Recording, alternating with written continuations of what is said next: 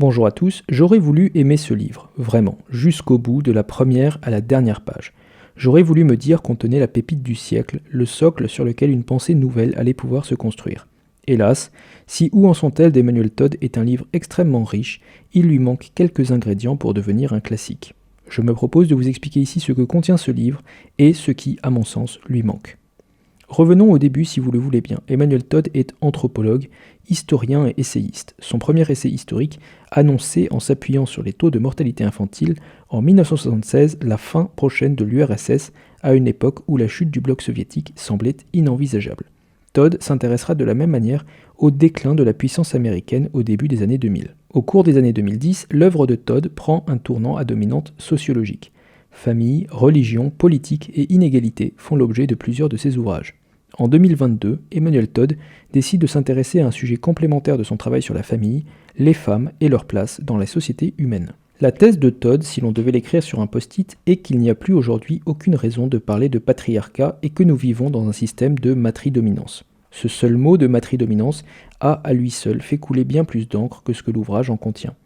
Il faut dire que Todd est un intellectuel relativement respecté en France et que son scepticisme affiché des postulats féministes n'est pas pour plaire à tout le monde. Emmanuel Todd rejoint ainsi, dans l'opinion des bourgeoises germanopratines, le club très sélect des vieux réacs de droite un peu misogynes. N'allez pas croire que ce cercle, dont j'aspire moi-même à rejoindre les rangs lorsque mon âge sera venu, soit quelque chose d'officiel ou d'établi. Au hasard des polémiques, il agrège à lui des membres de tous horizons, dont Alain Finkielkraut ou Michel Houellebecq sont probablement les plus en vue. Bien que Finkielkraut et Todd ne soient pas exactement les meilleurs amis du monde, mais ça, comme tant d'autres choses, les bourgeoises germanopratines l'ignorent. Mais pour être franc, je peux jurer ici devant vous qu'aucune des vociférantes féministes qui ont protesté si vaillamment contre Todd et sa matridominance n'a pris la peine de lire cet ouvrage. J'en suis d'autant plus convaincu qu'il m'a fallu près d'un mois pour le finir, ce qui à mon échelle ressemble à une éternité. Car oui, ce livre n'est pas exactement grand public, tout lecteur qui voudrait le lire sérieusement se perdrait 10 fois par chapitre dans des recherches sur telle ou telle société primitive. Et il me paraît, compte tenu des délais entre sa publication et les cris d'orfraie qu'il a pu faire pousser, mathématiquement impossible qu'une lectrice ait pu s'aventurer jusqu'à son 17e chapitre. Ce livre est donc de ceux qui clivent, d'un côté ceux qui l'ont lu, et de l'autre ceux qui en ont entendu parler, les seconds étant généralement plus bavards que les premiers. En matière de structure, on peut dégager globalement deux parties. La première est principalement axée sur l'anthropologie, tandis que la seconde est plutôt historique. Pour le dire plus simplement, dans un premier temps, on parle d'un passé reculé, peut-être d'il y a quelques milliers d'années, et seulement ensuite on parle de notre histoire plus récente, voire contemporaine. Je vais essayer de suivre les chapitres pour mon résumé, mais je vais nécessairement sélectionner les éléments qui me paraissent les plus intéressants. Le point de départ de la première partie est l'irruption dans la science anthropologique des notions liées au genre tirées des mouvements féministes. Les anthropologues n'ont pas attendu le féminisme pour s'intéresser à la structure familiale dans les différentes communautés et sociétés. Par exemple, le terme patriarcat préexistait à l'apparition du féminisme et pouvait avoir un sens religieux comme pour parler d'un patriarcat orthodoxe. S'agissant de la structure familiale, Todd considère que la généralisation du terme patriarcat met dans la même catégorie des sociétés très différentes. Avant l'arrivée du féminisme, un ensemble de 3 notions étaient utilisées pour décrire la place des femmes dans une société. La patridominance, la patrilinéarité et la patrilocalité. La patrilinéarité sert à analyser les transmissions de génération à génération en fonction du genre. On dira qu'une société est patrilinéaire, par exemple, si seuls les fils récupèrent un héritage. La patridominance a à voir avec les lois en vigueur ou les éventuelles interdictions faites aux femmes d'occuper certains rôles sociaux. Todd classe ainsi la patridominance sur une échelle de 3 niveaux. La patrilocalité caractérise la tendance dans une société à ce que le couple fraîchement marié s'installe plutôt dans la famille de l'époux que de l'épouse. L'invasion dans les années 80 des concepts de genre et de patriarcat tels qu'employés par le féminisme supprime brutalement cette nuance. Le patriarcat chez les féministes est une notion non seulement binaire mais encore mal définie. On est dans un patriarcat ou on n'y est pas selon les féministes. On n'est pas dans un patriarcat de niveau 2 sur une échelle de 3 par exemple. La notion de niveau de patriarcat n'existe pas. Mais surtout, la définition du patriarcat peut assez largement varier en empruntant tour à tour des éléments de patridominance, de patrilocalité et de patrilinéarité. Si bien qu'au gré des appréciations des militantes, il est virtuellement impossible de trouver une société qui ne soit pas patriarcale. De la même manière que la déclinaison militante fourre-tout de patriarcat, Todd explique que le terme américain gender a créé un double idéologique et superflu de la notion de sexe. Ce que le terme genre ajoute en théorie à la notion de sexe, c'est sa dimension des pratiques et des biais sociaux. Sauf qu'en réalité, les personnes qui emploient le terme genre l'utilisent fréquemment comme synonyme pur et dur du terme sexe, ce qui introduit subrepticement l'idée que la notion des catégories hommes et femmes n'a aucune base biologique. Todd montre d'ailleurs assez bien, en analysant 4 ouvrages classiques d'anthropologie, comment l'anthropologie s'est idéologisée à partir des années 80. Cette observation le laisse amer, et je cite « Avec le genre, l'anthropologie, discipline pour laquelle l'étude des rapports entre hommes et femmes avait toujours été centrale, instrument de comparaison et de compréhension des sociétés humaines, s'est dissoute en une rêverie narcissique, en une caricature de revue de psychologie pour ménagères de moins de 50 ans. » Fin de citation. Dans les chapitres qui suivent, Todd se propose de dépeindre les évolutions et les variétés de familles à travers les âges et les continents, un travail pour le moins fastidieux que je résumerai dans sa dimension historique par son tableau 4.2 et dans sa dimension géographique par quelques-unes des cartes qu'il propose. Le fond de l'argument de Todd est qu'on peut observer un axe géographique représenté en noir sur la carte qui correspond à une sorte de diagonale de patrie-localité et que de part et d'autre de cette diagonale, les systèmes de société penchent nettement vers la matrie-localité ou au moins vers une forme d'équilibre.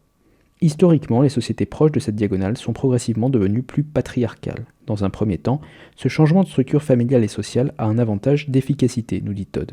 Mais l'effet n'a été que transitoire, alors qu'à l'opposé, considère Todd, l'Europe, par exemple, a pu profiter des inventions de ces sociétés patriarcales, mais sans avoir à changer de modèle de famille.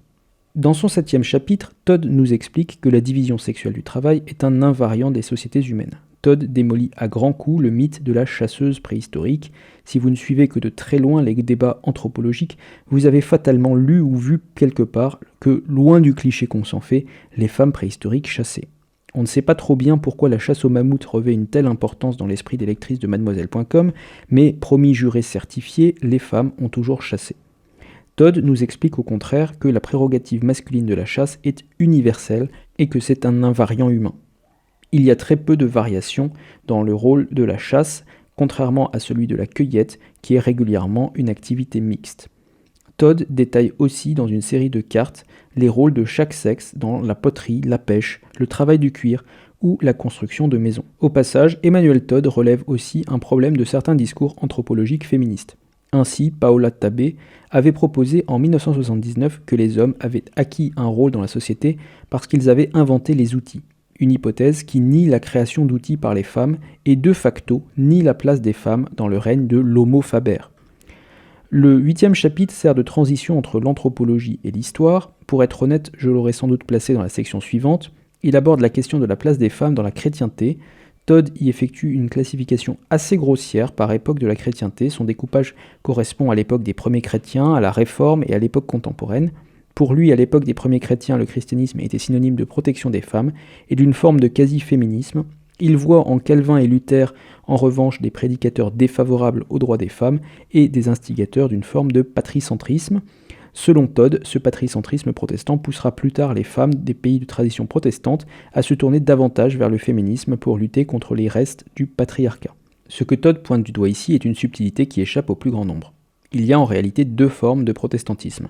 D'un côté, un protestantisme qui se glorifie de son progressisme sur la plupart des sujets, notamment la place des femmes dans l'Église. De l'autre, un protestantisme beaucoup plus austère qui a une vision très dure du monde et qui suggère un modèle de famille patricentré pour traverser les rudesses de la vie. En France, la branche progressiste est archi-dominante et impose sa ligne aujourd'hui. Sachez au passage qu'on retrouve aussi ces deux tendances dans le catholicisme avec une branche traditionnaliste d'un côté et une branche plus progressiste de l'autre. Nous en finissons ainsi avec la première partie de l'ouvrage d'Emmanuel Todd et nous passons à la seconde partie qui concerne notre histoire plus contemporaine et je vais la détailler avec d'autant plus d'intérêt. Le chapitre qui ouvre cette section s'intéresse à l'émancipation des femmes au cours du XXe siècle. Todd y suggère que dès les années 50, il n'est plus possible de parler de statut bas de la femme en Occident et que s'il subsiste une forme de différence de statut, c'est uniquement dans un microcosme bourgeois et petit bourgeois qui n'est pas représentatif de l'ensemble du monde occidental. Ensuite viennent la révolution sexuelle et la révolution du monde du travail qui voit l'avènement de la prédominance du secteur des services. Et nous en arrivons à un point de bascule. Todd considère, en s'appuyant sur les statistiques issues de l'enseignement supérieur, que l'éducation vit depuis quelques décennies une forme de matridominance, étant donné que les femmes sont surreprésentées dans les universités et les obtentions de diplômes, tous diplômes confondus. Cette inversion de tendance entraîne un bouleversement des relations hommes-femmes en renversant un modèle plusieurs fois millénaire, l'hypergamie. Si vous n'êtes pas familier du terme, l'hypergamie consiste pour une femme à épouser un homme au statut social plus élevé que le sien. Todd constate que dans un monde où les femmes ont un niveau d'éducation moyen supérieur aux hommes, il n'est pas mathématiquement possible de maintenir l'hypergamie. Les femmes, en moyenne, vont devoir changer de stratégie et apprendre à désirer et épouser des hommes moins diplômés qu'elles. Je me permets de sortir encore une fois de mon simple rôle de preneur de notes pour souligner plusieurs points. Il y a un postulat fort ici, c'est que pour Todd, le statut social se limite presque exclusivement à un niveau d'éducation sanctionné par un diplôme. Je pense pour ma part que tous les diplômes ne sont pas égaux d'une part, c'est-à-dire qu'un bac plus 8 en littérature médiévale ne se traduit pas nécessairement par un meilleur niveau de vie ou de reconnaissance sociale qu'un bac plus 5 en pétrochimie, et d'autre part que l'on peut aussi apprendre en dehors d'un circuit universitaire. Il y a des tas de gens qui n'ont jamais fait d'études, mais qui ont appris par la pratique et à la dure, et ils ne s'en sortent pas nécessairement plus mal que les autres en termes de niveau de vie. Je renvoie Todd à Ivan Illich notamment sur ce point. Peut-être d'ailleurs que le vrai enseignement à tirer de la matridominance dans l'éducation est que la notion de diplôme elle-même est en train de se dévaluer, voire de devenir obsolète. Peut-être que dans 20 ans, une personne capable d'apprendre des nouvelles compétences tous les jours pour suivre les dernières évolutions technologiques aura 10 fois plus de valeur sur le marché du travail qu'une personne avec un joli diplôme. Peut-être que les diplômes sont victimes d'une forme d'obsolescence programmée ou n'ont plus de valeur à force d'être dilués dans toujours plus de diplômes. Pensez qu'au début des années 2000, les gens faisaient souvent des formations dédiées à l'usage de Word ou d'un navigateur Internet. Je vous laisse imaginer que ces formations, aujourd'hui, sur un CV, n'ont plus aucune valeur. Je referme ma parenthèse. Dernière idée majeure de ce chapitre et corollaire de l'émancipation des femmes, une forme de nausée sartréienne et existentielle s'empare d'une population qui en avait été jusque-là préservée. Todd qualifie ce problème d'anomie douce. C'est une forme de spleen et d'angoisse liée à la difficulté de l'autodétermination. Il y voit un revers de la médaille de l'émancipation, mais aussi un risque de santé publique qui se traduit par des anxiolytiques et des suicides.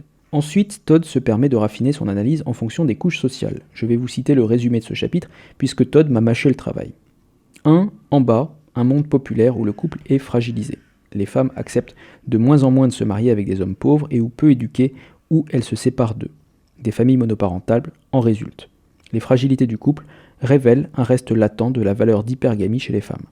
2. Dans la petite bourgeoisie, jeune, à matridominance, une famille moderne homogamique ou hypogamique, trouver son épouse ou compagne formidable est pour l'homme un impératif psychologique. Elle contribue pour moitié, en gros, aux revenus et décide de la procréation. 3. Au-dessus, une situation de patridominance pour 4% de la population où de très hauts revenus, un fort prestige social permettent le maintien d'un pouvoir masculin et de l'hypergamie. 4. Encore plus haut, dans le futur, une haute bourgeoisie ou qui sait une nouvelle noblesse héréditaire entre 1% et 0,1% de la population au sein de laquelle l'héritage égalitaire des biens assurera l'équilibre des sexes. Fin de citation. Todd procède aussi à un découpage plus précis par secteur ou domaine. Il suggère ainsi que la matridominance éducative se traduit par une matridominance idéologique en convoquant Gramsci.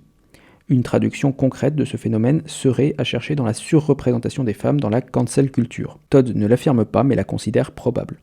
A l'inverse de cette matridominance, le secteur technique et financier semble toujours légèrement patridominé. Concernant le secteur public et le pouvoir politique, Todd considère que c'est une zone de tension entre patridominance et matridominance. Au chapitre 14 à 16, Todd aborde le sujet des LGBT en parlant spécifiquement d'homophobie, de bisexualité féminine et de la notion de transgenre. Il remarque en particulier que si l'homosexualité a toujours existé, il existe une cartographie de l'homophobie qui suit les mêmes tendances que la cartographie de la patridominance. Il précise d'ailleurs que l'homophobie s'en prend en réalité toujours à l'homosexualité masculine et que l'homosexualité féminine y échappe largement. L'analyse de Todd sur la notion de gay a parfois de quoi surprendre avec des titres qui ne manquent pas de piquant, je vous en cite un. Les gays sont-ils des chrétiens zombies ?